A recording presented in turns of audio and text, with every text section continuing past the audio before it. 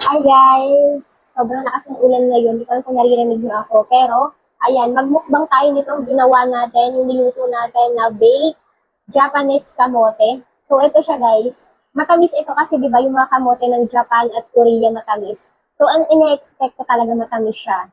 Ayan guys, yung nagawa natin. Ayan, papakita ko sa inyo. Ito siya guys, yung nagawa natin. Ayan no.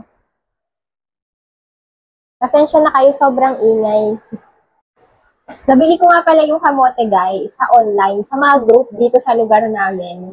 At napansin ko siya dahil ang daming nag-comment na gusto ding bumili. Hindi ko alam na talagang mabenta pala yung Japanese kamote dito kasi nga siguro bihira. Pero ito guys ay locally grown. Ibig sabihin ng locally grown, ano siya, dito siya itinanim at dito na din hinarvest. Pero Japanese kamote pa rin siya. At ayan, titikman natin. Ang purpose ko talaga kaya ako binili ito kasi gusto kong magkaroon ng pananim. Papadamihin ko siya. 3 kilo lang yung in-order ko. At alam niyo ba kung magkano yung 1 kilo? Kung dito sa atin, yung local na kamote, nasa 35 to 50 pesos per kilo. Ito, 200 pesos per kilo. Pero okay lang yun. At least, di ba, ayan. Paparamihin natin siya, guys. Yung 2 kilo pang kain natin, yung 1 kilo pananim. Ayan na. Gusto ko yung kamote na to kasi nakatikim na ako nito and sobrang tamis. So, ang ginawa natin, binake natin. Ayan. Titikman na natin siya. Mm.